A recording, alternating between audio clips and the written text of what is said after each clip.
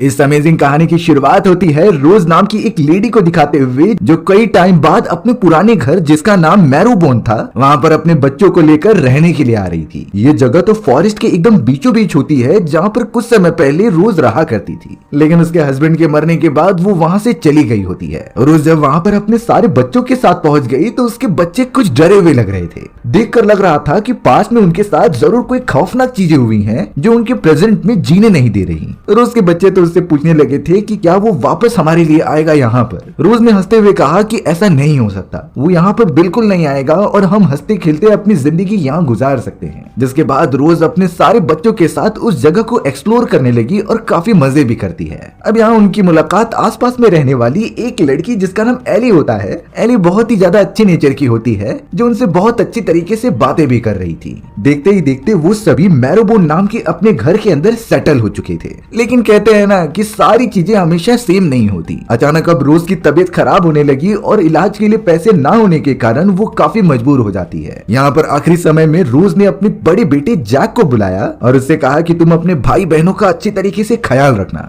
चाहे कुछ भी हो जाए तुम उन्हें अकेला मत छोड़ना। जैक अपनी मदर के लिए कुछ कर नहीं पा रहा था, इसके लिए वो काफी दुखी होता है। रोज ने जैक को अलमारी में से एक छोटा सा बॉक्स और एक छोटा सा लेटर निकालने के लिए कहा जिसमें कुछ लिखा हुआ था, और ऐसा कहते ही रोज की अगले मोमेंट में मृत्यु हो जाती है। जैक इन्हीं सारी चीजों को देखकर एकदम शॉक हो गया। उसके हाथ में कुछ भी नहीं था। जैक अब अपने सारे बहनों और भाइयों को बुलाता है और उन्हें एक सच्चाई बताता है कि हमारी मदर भी अब मर चुकी है। सभी के सभी बच्चे बहुत ही ज्यादा रो रहे थे अपनी मदर के जाने के बाद, क्योंकि उनका अब इस दुनिया में कोई भी पेरेंट बचा नहीं है। जैक अब अपनी मदर द्वारा लिखा गया वो लेटर पढ़ने लगा, जिसके अंदर उसकी मदर बता रही थी कि तुम्हें एक साथ रहना है और अपने भाई बहनों का ख्याल रखना है, और चाहे कुछ भी हो जाए उसकी मदर की मौत की खबर बाहर नहीं जानी चाहिए, क्योंकि यूएसए में रूल होते हैं कि पेरेंट्स के मरने के बाद बच्चों को उसी आदमी के पास दिया जाता था जिनकी उम्र 21 साल से ज्यादा हो, और यहाँ जैक 21 साल से कम होता है। ये बात अगर उन्हें पता चली तो वो सारे बच्चों की कस्टडी किसी दूसरे पेरेंट्स को दे देंगे, जो कि उनकी मदर बिल्कुल नहीं चाहती थी। इसीलिए वो ये बात छुपाने के लिए कहती है। जैक भी ये सारी चीजें समझ चुका था और वो अपने भाई बहनों को भी ये करने के लिए कहता है। चाहे कुछ भी हो जाए वो एक साथ रहेंगे और आगे बढ़ेंगे। अब यहाँ धीरे धीरे समय बीतता चला गया, जहाँ पर जैक अपने भाई बहनों के साथ अकेले ही घर में रहा करता। उन्होंने अपने मदर का फ्यूनरल अकेले ही कर लिया और ऐसा प्रिटेंड करने लगे कि उनकी मदर सच में घर के अंदर मौजूद है। वो जल्दी घर से बाहर ही नहीं निकला करते और सिर्फ जैक शहर में जाता कुछ सामान लेने के लिए। लोगों को बिल्कुल शक ना हो इसीलिए वो जानबूझकर ये कहता कि उनकी मदर बीमार है और वो उनके लिए कुछ मेडिसिन भी लेकर आ जाता। जैक तो अपने भाई बहनों के साथ किसी भी तरीके से जिंदगी गुजारने लगा था। हमें तो अब यहाँ जैक की बहन लीना दिखाई देती है, जो कि कमरे के पास मौजूद थी।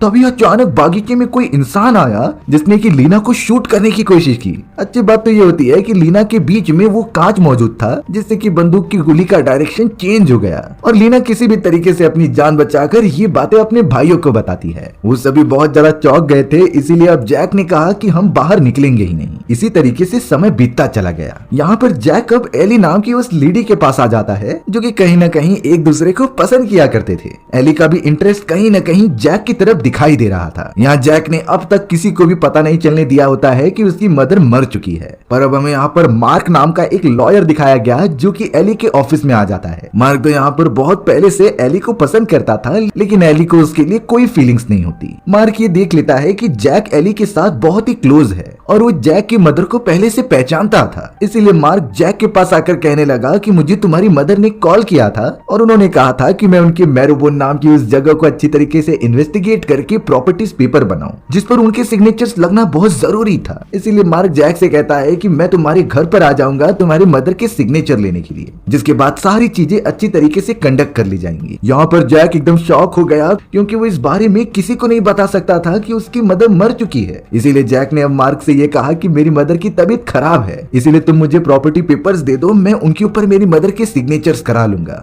लेकिन मार्क ने कहा कि ये प्रोसीजर्स ऐसे नहीं होते थे, ओनर का सामने होना बहुत ही जरूरी है, इसलिए मैं तुम्हारे घर पर आकर सिग्नेचर ले लूंगा। अब जैक सीधा वहां से अपने घर पर गया और इस क्रिटिकल कंडीशन के बारे में अपने भाई बहनों को बताया। उन्हें क्या करना चाहिए ये तो किसी को नहीं समझ में आ रहा था। जैक तो अपने भाई बहनों से पूछने लगा था कि हमें कुछ न कुछ एक्शन लेने होंगे, नहीं तो उस लॉयर को हमारी मदर की सच्चाई के बारे में पता चल जाएगा। और तो और उनके पास लॉयर की फीस देने के लिए पैसे भी नहीं है। तभी जैक के एक छोटे भाई ने अपने उस छोटे से बॉक्स के बारे में बताया जिसे कि उन्होंने अपनी मदर की कबर्ड से निकाला था। उसके अंदर जरूर कुछ पैसे हो सकते हैं जिससे कि वो लॉयर के पैसे देकर उसे यहाँ पे जाने से मजबूर कर सके। लेकिन लीना यहाँ पर कहती है कि हमें ऐसा नहीं करना चाहिए क्योंकि वो बॉक्स कर्स हो सकता है और उसके ऊपर बहुत ही गंदा श्राप लगा होगा। लेकिन उनके पास फिलहाल के लिए कोई ऑप्शन नहीं था, इसीलिए जैक का छोटा भाई निकल पड़ता है एक गुफा में जाने के लिए जहाँ पर उन्होंने वो बॉक्स छुपाया हुआ था। उस बॉक्स को लेके आकर उन्होंने जैसे उसे ओपन किया तो उसके अंदर सच में पैसे मौजूद थे जिसे कि अब वो लॉयर को देने के लिए अरेंज कर सकते हैं। वो सभी जल्द से जल्द अपने घर को अच्छी तरीके से सजाने लगे ताकि उस लॉयर को जरा भी शक ना हो। सारी चीजें उन्होंने बाहर की तरफ ही अरेंज की थी ताकि वो लॉयर घर के अंदर ना आ सके और उनकी मदर के बारे में ना पूछे। अब अगले दिन ही वो लॉयर उनके घर पर आ चुका था जहाँ पर जैक उनसे बाहर ही बैठकर बातें कर रहा होता है। उसे पता था कि चाहे कुछ भी हो जाए उसे लॉयर को घर के अंदर नहीं लाने देना चाहिए। सारी बातचीत और पेपर्स लेने के बाद लॉयर जैक से कहता है कि अब यहाँ तक आ गया हूँ तो तुम्हारी मदर से मिल लिया जाए। लेकिन जैक पेपर लेकर कहता है कि ऐसा आप नहीं कर सकते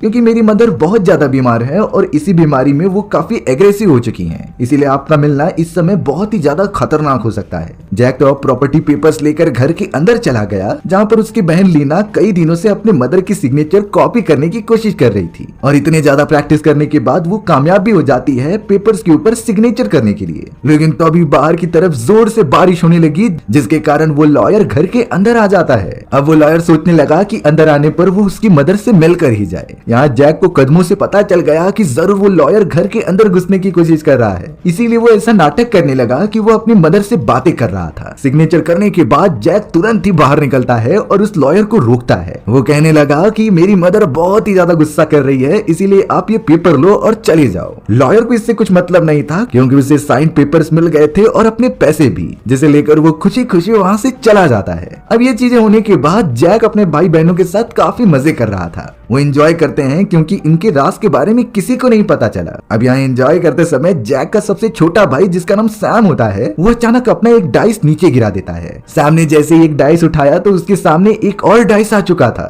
जिसे फॉलो करते हुए वो एक दूसरी जगह पर जाने लगा और तभी अचानक एक मिरर के ऊपर जो कपड़ा रखा होता है वो नीचे गिर गया जिसके अंदर सैम ने एक खतरनाक घोस्ट को देखा जो कि उसे अंदर बुला रहा था। सैम बहुत ही ज्यादा चिल्लाने लगता है जिसके बाद जैक और उसके भाई जल्द से जल्द वहां पहुंचे और उस मिरर के ऊपर कपड़ा डालने लगे। जैक तो अपने तीनों भाई बहनों को टेंट के अंदर भेज देता है जहां पर शायद वो सुरक्षित रहेंगे। तभी जैक नोटिस कर रहा था कि सीलिंग पर थोड़े से छेद बन चुके हैं जिसे कि वो सीढ़ी से देखने लगा, पर तभी अचानक उससे ऊपर की तरफ एक खतरनाक घोस्ट दिखाई देता है जो कि वहीं कहीं घूम रहा था और उनके ऊपर नजर रख रहा था। ये खौफनाक चीज देखने के बाद जैक वहां से गिर गया और बेहोश हो गया। थोड़े समय के बाद जब वो अपनी आंखें खोलता है तो अपने भाई बहनों के पास मौजूद था टेंट के अंदर और उसकी बहन लीना कहने लगी कि जरूर ये खतरनाक घोस्ट उस पैसों की वजह से आया है जिसे कि हमने खोल लिया और यूज कर दिया और जब तक हम वो पैसे नहीं लौटा देते तो ये घोस्ट हमें परेशान करता ही रहेगा। जिस बात से हमें इतना तो क्लियर हो गया था कि जो बॉक्स उन लोगों ने ओपन किया था वो पूरी तरीके से कर्स होता है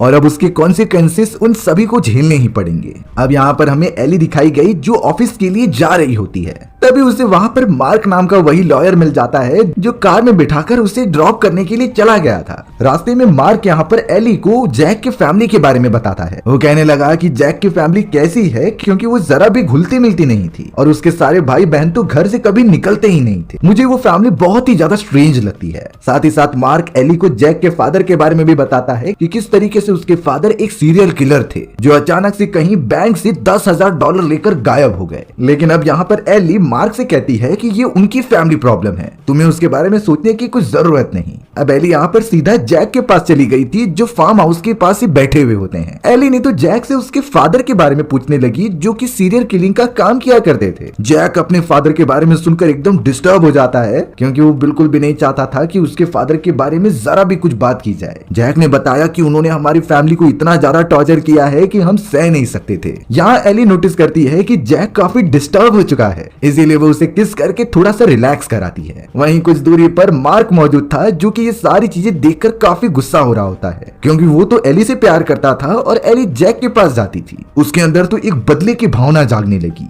हमें अब जैक को दिखाया गया जो अपने घर पर चला आता है और जल्द से से जल्द जाकर खुद को कमरे में बंद कर लेता है क्योंकि वो अपने फादर के बारे में फिर से सोचकर काफी डिस्टर्ब हो चुका था। यहाँ उनका छोटा भाई सैम जब ये नोटिस करता है कि घर के अंदर कोई नहीं है तो वो अपने मदर के कमरे में जाने की कोशिश करने लगा। सैम चाबी लेता है और जल्द से जल्द कमरे के अंदर चला जाता है क्योंकि उसे अपनी मदर की याद जो आ रही थी। सैम अपनी मदर की हर एक चीजों को टच कर रहा था जिससे वो फील कर पाता है कि उसकी मदर उससे कितना प्यार करती थी। सैम तो अब एक चेयर की मदद से विंडो के बाहर कुछ देखने की कोशिश करने लगा जिससे कि बैलेंस बिगड़ने के कारण वो नीचे गिर जाता है और सामने रखी हुई मिरर के ऊपर से कपड़ा भी उतर गया था। सैम को मिरर से बहुत ही ज्यादा डर लगता था, इसीलिए वो जल्द से जल्द कपड़े को खुद से बांध लेता है और थोड़ा सा देखने लग जाता है मिरर की तरफ। उस मिरर के अंदर सच में वो घोस्ट मौजूद था जो उसके पास आने की कोशिश करने लगा। सैम की जोर से चिल्लाने के कारण वहाँ जैक और उसके सारे भाई बहन आ जाते हैं जो सैम को लेकर नीचे की तरफ चले गए थे। यहाँ पर जैक, लीना और सभी भाई बहन बातचीत करते हैं कि आखिर वहाँ पर मौजूद क्या है। तब जाकर लीना और जैक बात करते हैं कि ये जरूर उनके फादर हो सकते हैं जो कि एक सीरियल किलर हुआ करते थे। जैक ये भी कहता है कि जब हमारी फैमिली ने उन्हें छोड़ दिया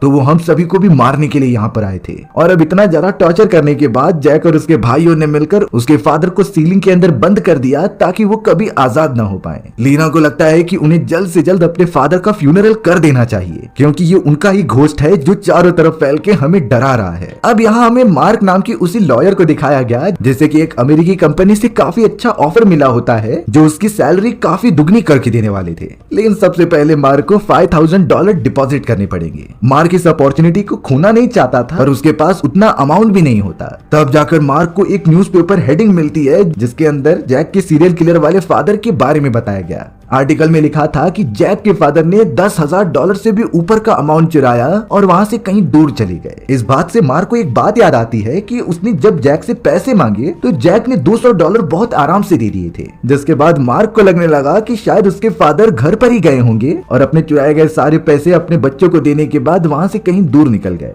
जो पैसे जैक ने उसे दिए थे शायद वो उन्हीं अमाउंट में से थोड़ा निकाल कर दिया होगा और बाकी सारे डॉलर्स अभी भी जैक के पास ही मौजूद हो सकते हैं। यहाँ अब मार्क को पहले से ही जैक के ऊपर गुस्सा आ रहा था। ऊपर से अब वो सोचने लगा कि अगर वो उसे टॉर्चर करेगा या फिर ब्लैकमेल करेगा तो वो जैक से $5,000 ले सकता है। इसीलिए अब अपने दिमाग में सारी चीजें सोचकर वो डायरेक्टली चला गया था जैक के घर पर। मार्क यहाँ पर जैक से कहता है कि मुझे पहले से ही पता है कि तुम्हारे फादर जो कि सीरियल किलर थे उन्होंने जो पैसे चुराए हैं वो यहीं पर मौजूद हैं और उसी के अंदर से तुमने मुझे वो अमाउंट दिया था सिग्नेचर का। मार्क ने तो जैक को ये भी कहा कि मुझे पता है कि तुमने डॉक्यूमेंट के ऊपर नकली सिग्नेचर किए हैं। अगर तुम ये चाहते हो कि मैं ये बात किसी को ना बताऊं तो मुझे $5,000 अभी के अभी चाहिए। जैक यहाँ पर बहुत ही ज्यादा डरते हुए अपने भाई बहनों के पास आकर उन्हें सारी बातें बताता है, पर अब वो पैसे कैसे लेंगे क्योंकि वो बॉक्स तो उन्होंने चिमनी के अंदर फेंक दिया था जहाँ पर उनके डैड का घोस्ट होता है। आखिर वो वहाँ पर जाए तो जाए कैसे, ये बात उन्हें समझ में नहीं आ रही होती। लेकिन एक रात जब जैक और बाकी लोग सोए हुए थे तो उसका बीच वाला भाई जिसका नाम डेविड होता है वो चिमनी के अंदर रस्सी की मदद से जाने लगा ताकि वो पैसे ले सके उस बॉक्स के अंदर से। नीचे उतरकर देखने के बाद चारों तरफ डेविड को अंधेरा ही दिखाई देता है और तो और जैसे ही वो आगे बढ़ा तो पता चला कि वहाँ बाल्टी में कुछ पानी रखे गए हैं और जानवरों को बुरी तरीके से मारकर खाया गया है। कैसे भी करके उसे बॉक्स दिखाई दिया और डेविड उस बॉक्स को लेने जाता है। तभी डेविड को किसी के कदमों की आवाज सुनाई दी। अचानक ही अब उसके सामने एक बहुत ही खतरनाक आदमी आ गया जो और कोई नहीं बल्कि डेविड का क्रिमिनल फादर था। डेविड फिलहाल के लिए उस बॉक्स को लेकर तुरंत ही रस्सी की मदद से चिमनी के ऊपर जाने लगा, पर डेविड के सीरियल किलर वाले डैड ने रस्सी को पकड़ लिया और नीचे खींचने लगे। डेविड ने तो यहाँ पर उस पैसों को भी वापस दे दिया होता है पर रस्सी अभी भी वो छोड़ नहीं रहे थे। इसी वजह से डेविड को वो रस्सी काटनी पड़ी और अब वो जल्द से जल्द दूर चला जाता है। यहाँ पर जैक बहुत ही ज्यादा अजीब तरीके के विजन्स देख रहा था और लीना उसे डेविड के पास लेकर जाती है जिसकी बॉडी पर बहुत ही गहरा जख्म हो गया था। ये उसके फादर के अटैक करने की वजह से हुआ है। डेविड यहाँ पर अपने भाइयों को सच्चाई बताता है कि हमारे फादर जिन्हें कि हमने मरा समझकर सीलिंग में बंद कर दिया था वो अभी भी जिंदा हैं, जो पानी पीकर और जानवरों को मारकर खाते हैं। जैक को जैसे ये बात पता चली तो उसे दौरे पड़ने लगे। लीना समझ नहीं पा रही थी क्योंकि उसके दोनों ही भाई बड़ी मुसीबत में होते हैं, इसीलिए अब वो डिसाइड करती है कि वो एली से मदद मांगेगी अपनी कंडीशन बताकर ताकि वो उससे कुछ इन्फॉर्मेशन शेयर कर सके और एक सॉल्यूशन मांग सके। एली जब लीना के बताए गए पोजीशन पर आती है तो उसे वहाँ पर लीना तो नहीं लेकिन उसके द्वारा रखी गई एक बुक मिल रही थी। ये बुक तो उनकी फैमिली के लाइफ पर आधारित होती है जिसे कि अब एली एकदम शुरुआत से पढ़ने लगी। एली जब उस बुक को पढ़ना स्टार्ट करती है तो पता चला कि कई साल पहले जैक और उसकी पूरी फैमिली एक साथ रहा करती थी, लेकिन उसके फादर एकदम साइको थे और फिर बाद में सीरियल किलर बन गए। वो इतना पागल हो चुके थे कि अपने ही बच्चों को मारने के लिए आ गए होते हैं। जैक के फादर इतना पागल हो चुके थे कि वो अपने बच्चों को ही मारना चाहते थे। इन्हीं सारी चीजों से बचाने के लिए जैक की मदर रोज अपने बच्चों को लेकर अपने इस प्राइवेट घर के अंदर आ जाती, जो कि रोज के फादर का हुआ करता था। अब ये सारी चीजें फ्लैशबैक में चली जाती हैं जब लीना के ऊपर किसी ने बंदूक चलाई थी और वो उनके ही फादर होते हैं जो वापस उनके बच्चों के पास आकर उन्हें मारना चाहते थे। जैक को जब ये पता चला तो वो तुरंत ही अपने भाई बहनों को एक कमरे के अंदर बंद कर देता है जहाँ पर वो सुरक्षित रहेंगे। जिसके बाद जैक बॉक्स में रखे गए सारे पैसों को लेकर अपने फादर को देने चला गया, क्योंकि ये उसी के चुराए गए $10,000 थे जो कि उनकी मदर ने अपने बच्चों के लिए सेफ रख लिए होते हैं ताकि उनका फ्यूचर सिक्योर हो सके। जैक फिलहाल के लिए उन सारे पैसों को लेकर अपने फादर को देने चला जाता है और कहता है कि तुम इसे लेकर हम सभी को अकेला छोड़ दो, हम अकेले अपनी जिंदगी गुजार लेंगे। इस बात से जैक का फादर बहुत ही गुस्सा हो गया और पैसे देने के बावजूद भी जैक को बहुत बुरी तरीके से मारने लगा। यहाँ पर जरा भी रहम नहीं होता कि ये उसका बेटा है। वो सच में एकदम साइको ही था, लेकिन जैक ने अपने प्रोटेक्शन के लिए वहाँ एक छोटा सा चाकू भी रखा होता है जिसे कि उसने अपने फादर के गले में घुसा दिया। यहाँ जैक का फादर इतना ज्यादा घायल हो चुका होता है, इसीलिए जैक अपनी जान बचाकर वहाँ से भागने लगा भाइयों के पास। जैक का फादर अभी तक मरा नहीं होता। वो तुरंत ही जैक को पकड़ लेता है और एक ऊंचाई से नीचे फेंक देता है। गिरने के बाद जैक को इतनी ज्यादा चोट लगी थी कि वो वहीं बेहोश हो गया। अब यहाँ घायल जैक का फादर किसी भी तरीके से चिमनी के रास्ते से घर में घुसने में कामयाब हो जाता है। उसके ठीक सामने बाकी तीनों बच्चे मौजूद थे जिन पर हमला करने के लिए वो आगे बढ़ने लगा ताकि वो उन्हें जान से मार दे। उन तीनों बच्चों की जान बहुत खतरे में होती है। अब जैक जो कि बेहोश पड़ा था उसे भी होश आ गया और अपने भाई बहनों को बचाने के लिए वो गन लेकर सीधा घर की तरफ बढ़ने लगा। जिसके बाद ये पूरा सीन प्रेजेंट टाइम पर शिफ्ट हो जाता है। हमें तो मार्क नाम का वो लॉयर दिखाई दिया जो जैक के घर में आकर कुछ इन्वेस्टिगेशन करने लगा। हालांकि मार्क को घर के अंदर कोई दिखाई नहीं देता, इसीलिए वो सारी जगह पर जाकर चेक करने लगा कि उन लोगों ने पैसे कहां पर छुपा कर रखे हैं। सबसे पहले वो लिसा के रूम में जाकर चेक करता है और वहां उसे कुछ नोट्स मिले जिसमें कि ये साफ साफ पता चल रहा था कि उनकी मदर मर चुकी है और ये सारी चीजें सिर्फ एक नाटक था। मार्क तो अब पैसों की तलाश करने के लिए तुरंत ही दूसरे वाले कमरे में जाने लगा जहां से ऊपर वाला रास्ता बंद किया गया था। अब यहाँ मार्क को लगता है कि शायद इसी जगह पर वो पैसे छुपा कर रखे गए हैं, इसीलिए अब एक हथौड़े की मदद से वो उस जगह को तोड़ने लगा ताकि वो अंदर जाकर सारे डॉलर्स ले ले।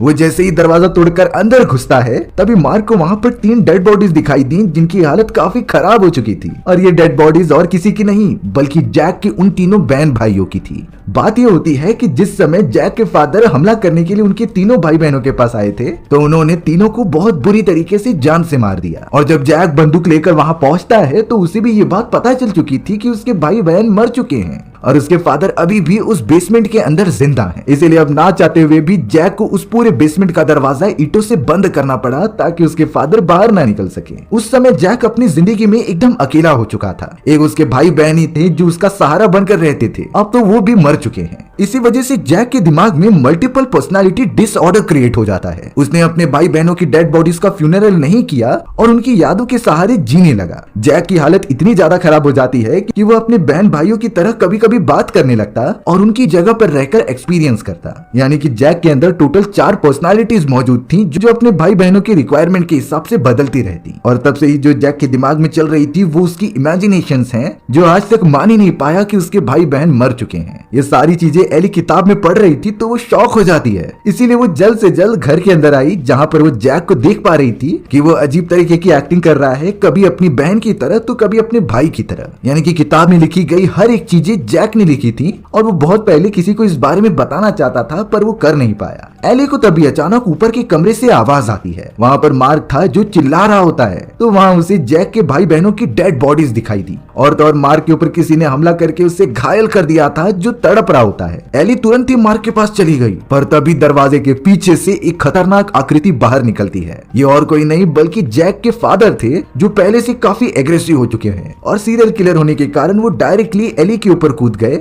और उसे भी जान से मारने की कोशिश करने लगे। एली तो यहाँ जैक से मदद मांगती है बहुत ही जोर से, पर जैक तो उस कमरे में जाने से बहुत ज्यादा डरता था। तभी एली जैक से कहने लगी कि तुम्हें अपने डर को दूर करना होगा और अपने फादर को हमेशा हमेशा के लिए खत्म करना होगा, तब जाकर तुम अपने आगे की जिंदगी गुजार पाओगे। यहाँ जैक अब एली की जगह पर अपने भाई को इमेजिन करने लगा कि वो उससे मदद मांग रहा है और उसके फादर उसे मारना चाहते हैं। इसी वजह से जैक के अंदर हिम्मत आई और वो गन लेकर सीधा ऊपर की तरफ गया और उसने सीधा अपने फादर के ऊपर गन चला दी थी। जैक के फादर वहीं गिरकर अपना दम तोड़ देते हैं और जैक एली को लेकर वहां से बाहर निकल जाता है। अब यहाँ सब कुछ ठीक होने के बाद कुछ समय बाद का समय दिखाया गया। एली तो एक साइकेट्रिस्ट और डॉक्टर से मिल रही थी जो कि जैक का इलाज करा रही होती है उसकी पर्सनालिटी डिसऑर्डर का। हालांकि डॉक्टर ने एली को कई महीनों से दवाइयां दी थी और साथ साथ वो उसे गाइड भी करता था कि तुम्हें अपने हस्बैंड को छोड़ देना चाहिए क्योंकि जैक एक पागल है। लेकिन एली ऐसा बिल्कुल नहीं करती और कहती है कि मैं जैक का इलाज करा कर रहूंगी। उसने दवाइयां ली और घर के अंदर जाकर सारी दवाइयों को साइड में रख दिया, यानी कि एली उन दवाइयों को जैक को देती ही नहीं थी क्योंकि एली खुद नहीं चाहती कि जैक अपने भाइयों की याददाश्त पूरी तरीके से भूल जाए। उसे इसी तरीके से जैक अच्छा लगता था ताकि वो अपने भाइयों को भी याद करे और अपनी जिंदगी उसके साथ हंसी ऐसी गुजारे। वो दोनों बहुत अच्छी तरीके से रहने लगते हैं और हमारी ये कहानी यहीं खत्म हो गई। सो व्यूअर्स, आपको ये स्टोरी कैसी लगी कमेंट सेक्शन में बताना भूलना मत। और अगर आपको मेरा एक्सप्लेनेशन 1% भी अच्छा लगा होगा ना तो वीडियो को लाइक एंड चैनल को सब्सक्राइब जरूर कर देना। मिलते हैं इसी तरीके की मजेदार वीडियोस में, तब तक के लिए बाय बाय।